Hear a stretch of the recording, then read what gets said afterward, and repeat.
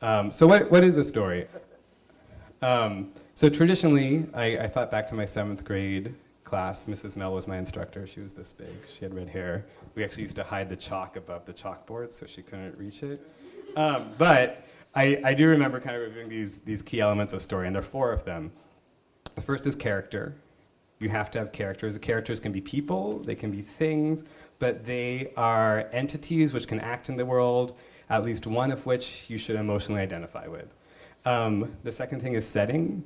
Where does this happen? When does it happen? What kind of things can happen in this world? What kind of things can't happen? And how relevant is it to me? The third is conflict. We'll get into this later, but one thing I was very impressed with myself with was that I could remember the 4 kinds of conflict, which I think are worth remembering, because in any good campaign, I think you can identify one of these types of conflict. The conflicts are man versus self, like internal conflict, man versus man, like me versus Max. That's kind of what happens on a daily basis. Man versus society, so some bigger element that's happening in society, like 1984 is sort of a man versus society story, and man versus environment, most of like the kind of traditional books you read about like people being lost in the wilderness, about man versus environment. And if you look at kind of traditional stories, what happens in traditional stories, all of these have all these elements, and what happens in traditional stories is all those elements are contained and created by the author. So in The Great Gatsby, the characters are created by the author, the setting is created by him, the conflict and the plot, those are all created by the author. Oh, I forgot to talk about plot. Plot is basically a series of events. So I think their works from a pre-interactive era, right, that were always contained within kind of a discrete text, so that they only existed within themselves. That's changing. You want to take it? Yeah. So I'm going to talk about a few trends in media and technology that just speak to, I think, a belief that I think we all know, because advertising is getting more and more exciting. Just things have gotten a lot more interesting in terms of what's possible and what's almost possible. I found this quote from this guy, C.P. Snow, from a long time ago. It says, "Technology is a queer thing. It brings you great gifts with one hand and it stabs you in the back with the other." So I think we could feel that sometimes when things, it's amazing that we can pull off things like creating iPhone apps or things like Foursquare and Facebook, but then at other times it could seem a bit overwhelming into what really we should be using and what we shouldn't be using, and how to track it and measure all the effectiveness and all that jazz. Things have just gotten a lot more complicated. If you think back to the days where there were 3 television networks, you used to be able to reach 80% of the US populace with 3 commercials, just aired on the same night, and that's never going to happen again. So just the first slide here is kind of 2 bits. Well, actually there's a lot of data on this slide, but the chart on the left is from an interesting article I found that just kind of summed up a lot of things that are happening in the way that people deal with technology and content. And I think the one at the top, 117 million 3G subscribers and 70,000 wireless hotspots. We are entering, some may say we already have entered the age of mobile, which is going to be a variation on personal computing, but if anything, it's even more personal. It's a little device that sits in your pocket.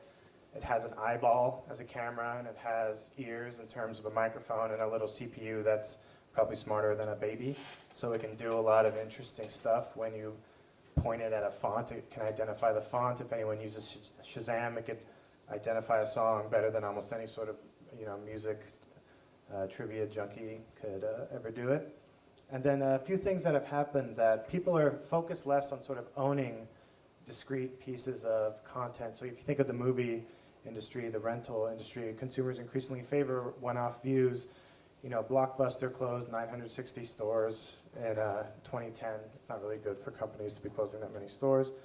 Hollywood Videos fucked as well. So that's 22% of Blockbuster's retail base, which is crazy.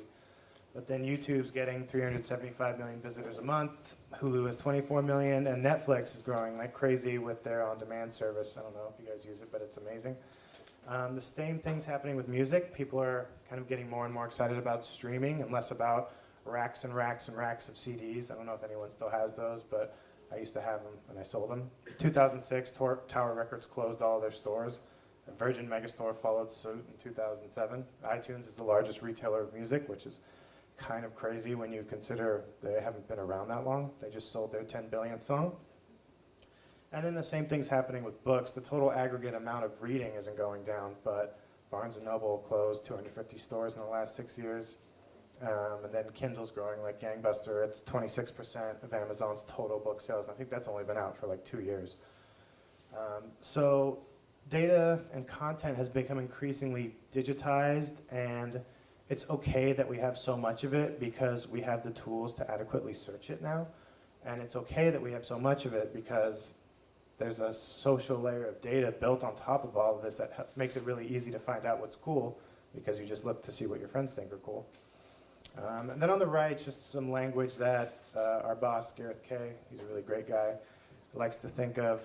Whenever you're approaching an advertising problem, you know, I think there was a time a couple years ago where the big thing was to be media neutral or media agnostic, so to go into a problem and not have any sort of preconceptions around which media are right or wrong, just sort of open your mind and not prescribe that you have to do a TV spot.